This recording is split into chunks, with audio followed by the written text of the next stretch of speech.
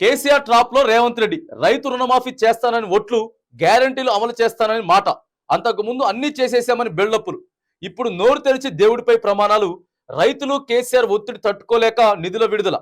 KCR road షోలతో కదిలి వచ్చినందన్న చర్చ, జనంలో వస్తున్న స్పందనతో మాట ఇవ్వక తప్పని పరిస్థితి. అవును, మొత్తం ముందే ఇచ్చేసినామని చెప్పారు. రైతు బంధు కూడా ఎప్పుడో వేసేసినాం. జనవరిలో ఏం చెప్పారంటే అందరికి అయిపోయింది, ఆల్మోస్ట్ ఆల్ మొత్తం క్లియర్. రైతు రుణమాఫీ గురించి ముచ్చట్లేదు. రైతు రుణమాఫీ గురించి వెళ్ళి ఎవ్వరు మాట్లాడలే. మరి డిసెంబర్ 9వ తారీఖు వేస్తామని చెప్పారు కదా, రుణమాఫీ చేస్తామని చెప్పారు కదా, చేయలేదన్న విషయం మీద వాళ్ళు మాట్లాడలేదు, ఎవరు మాట్లాడలే.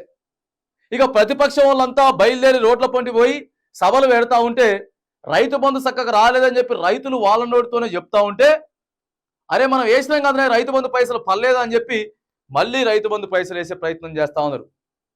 ఈడికొచ్చి రుణమాఫీ ఏమైంది, రుణమాఫీ ఏమైందని చెప్పి ప్రజల్లోకి పోయి అడుగుతా ఉంటే, ఇగో అప్పుడు మళ్ళీ కొద్దిగా సోయొచ్చి మేము ఆగస్టు 15వ తారీఖున రుణమాఫీ చేస్తామని చెప్తా ఉన్నారు.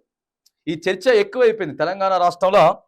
కేసీఆర్ బయలుదేరిన తర్వాతనే ప్రభుత్వం దగ్గర నుంచి స్పందన వస్తూ ఉన్నది అనేది పెద్ద ఎత్తున చర్చ జరుగుతూ ఉన్నది.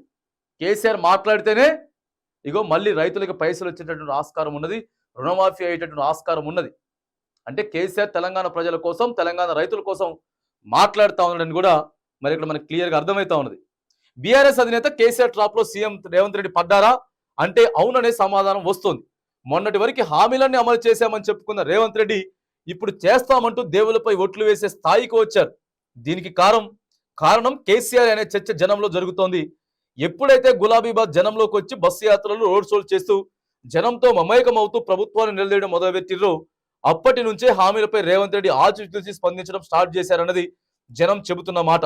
రుణమాఫీపై ఒట్టు వేయని దేవుడు లేడు, ఆఖరికి దేవుడు లేక ఆపెహ అనేంతగా ఆయన ఒట్లు వేసుకుంటూ వెళ్లారని సెటైర్లు కూడా వినపడుతున్నాయి.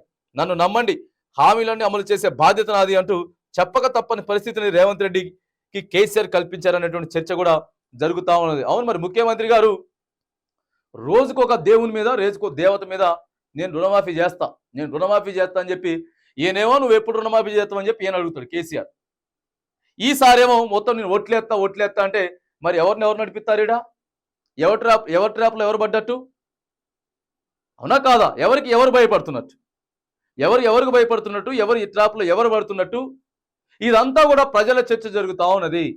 ప్రజల్లో పెద్ద ఎత్తున చర్చ జరుగుతూ ఉన్నది. మరి ఇవాళ కేసీఆర్ బయలుదేరి వచ్చి ప్రభుత్వాన్ని ప్రశ్నిస్తేనే ప్రభుత్వం ఇలా స్పందించి అన్ని పైసలు రిలీజ్ చేస్తూ ఉన్నది. లేకపోతే మొత్తం మౌనం వహించేసేసి మరి ఈ పైసలన్నీ కూడా తప్పుదారి పట్టించేటటువంటి ప్రయత్నం చేస్తూ ఉన్నది ఇప్పుడున్నటువంటి సర్కార్ అని కూడా జనాలల్లా చర్చ జరుగుతూ ఉన్నది.